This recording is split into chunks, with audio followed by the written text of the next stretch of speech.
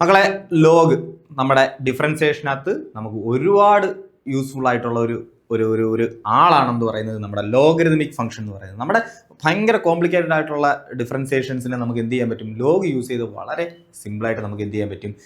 നിങ്ങൾക്കറിയാം, നിങ്ങൾ ഡിഫറൻസിയേഷൻ്റെ ഈ പ്രോബ്ലംസ് ലോഗ് യൂസ് ചെയ്ത് വരുന്ന പ്രോബ്ലംസിൻ്റെ ആൻസർ ഒക്കെ കാണുമ്പോൾ നിങ്ങൾക്കറിയാം ഒരു വലിയ ലെങ്തി ആൻസർ ആയിരിക്കും അല്ലേ.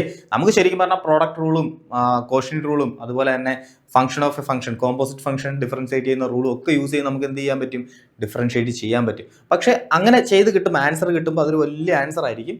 ആ ആൻസറിലോട്ട് നമുക്ക് എന്ത് ചെയ്യാൻ പറ്റും, നമുക്ക് ഈസി ആയിട്ട് എത്താൻ പറ്റും. ആരെ യൂസ് ചെയ്ത്, നമ്മുടെ ലോഗരിതമിക് ഫംഗ്ഷൻസിനെ യൂസ് ചെയ്തുകൊണ്ട്. ഓക്കെ, അപ്പോൾ ലോഗ് എന്ന് പറയുന്ന ആളെന്ന് പറഞ്ഞു കഴിഞ്ഞാൽ വലിയ കോംപ്ലിക്കേറ്റഡ് ആയിട്ടുള്ള ഫംഗ്ഷൻസ്, കോമ്പോസിറ്റ് ഫംഗ്ഷൻസും പ്രോഡക്റ്റ് ആയിട്ട് കിടക്കുന്ന ഫംഗ്ഷൻസും ഒക്കെ വരുമ്പോൾ നമുക്ക് എന്ത് ചെയ്യാൻ പറ്റും, അതിനെ വളരെ സിമ്പിളായിട്ട് എന്ത് ചെയ്യാൻ പറ്റും. അപ്പോൾ അതിന് വേണ്ടി നമ്മൾ യൂസ് ചെയ്യുന്ന ഒരു ആളാണ് ആര്, നമ്മുടെ ലോഗരിതമിക് ഫംഗ്ഷൻ എന്ന് പറയുന്നത്. വളരെ ഇമ്പോർട്ടൻ്റ് ആയിട്ടുള്ള ഒരാളാണ്. ഓക്കെ, ഇവനെ വെച്ച് നമുക്ക് ശരിക്കും പറഞ്ഞാൽ എന്ത് ചെയ്യാം, ഡിഫറൻസിയേഷൻ വളരെ ഈസി ആക്കാൻ പറ്റും. അപ്പോൾ ലോഗിൻ്റെ അതിന് വേണ്ടിയിട്ട് നമ്മൾ അറിഞ്ഞിരിക്കേണ്ട കുറച്ച് പ്രോപ്പർട്ടീസ് ഉണ്ട്, ഞാൻ കാണിച്ചു തരാം. ഇതാ നോക്കിയേ, ഇത് ഇമ്പോർട്ടൻ്റ് ആയിട്ട് നമ്മൾ അറിഞ്ഞിരിക്കേണ്ട പ്രോപ്പർട്ടി. നമുക്ക് എല്ലാവർക്കും അറിയാവുന്ന ഒരു പ്രോപ്പർട്ടി ഉണ്ട് ലോഗിൻ്റെ, എല്ലാവർക്കും അറിയാവുന്ന property.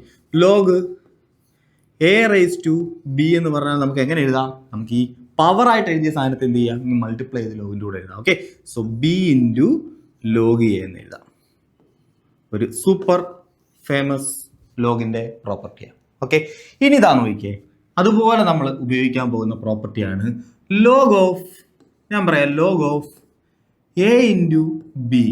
Log of a into b എന്ന് കണ്ടു കഴിഞ്ഞാൽ നിങ്ങൾ എഴുതണം log A.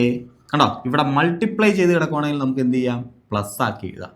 So log a plus log b എന്ന് എഴുതാം. Okay, log of a into b എന്ന് കണ്ടു കഴിഞ്ഞാൽ എങ്ങനെ എഴുതാം, log a plus log b എന്ന് എഴുതാം. ഇനി ഇതാ നോക്കിയേ, a into b divided by c ഉണ്ടായിരുന്നു വിചാരിക്കുക.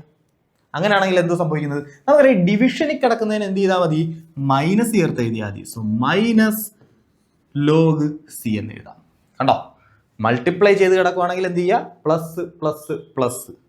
ഡിവിഷനിൽ കിടക്കുകയാണെങ്കിൽ എന്ത് ചെയ്യുക, മൈനസ് ചേർത്ത് എഴുതുക. ഓക്കെ, അപ്പൊ log a into b by c. അപ്പൊ നമുക്ക് എന്താ, ലോഗ് എ പോസിറ്റീവാ, ലോഗ് ബി പോസിറ്റീവാ, കാരണം ന്യൂമറേറ്റർ കിടക്കുക.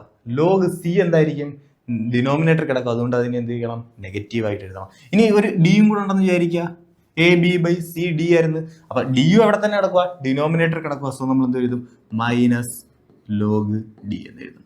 ഓക്കെ, അപ്പൊ log a into b divide by c into d എന്ന് പറഞ്ഞാൽ നമ്മൾ എങ്ങനെ എഴുതും, log a plus log b minus log c minus log d. ഒന്നുമില്ല, ഡിനോമിനേറ്റർ കിടക്കുന്നതിനെല്ലാം മൈനസ് മൈനസ് മൈനസ് ചേർത്തങ്ങ് എഴുതുക, സിമ്പിൾ. ഓക്കെ, സോ ഈ രണ്ട് പ്രോപ്പർട്ടീസ് വളരെ ഇമ്പോർട്ടൻ്റ് ആണ്. നമ്മൾ ഇത് യൂസ് ചെയ്തിട്ട് കുറേ പ്രോബ്ലംസ് നമ്മൾ എന്ത് ചെയ്യും, സോൾവ് ചെയ്യും. ഓക്കെ, അപ്പോൾ നമുക്ക് എന്ത് ചെയ്യാം, നമുക്കിതിൻ്റെ പ്രോബ്ലംസ് വർക്കൗട്ട് ചെയ്ത് നോക്കാം. ഓക്കെ.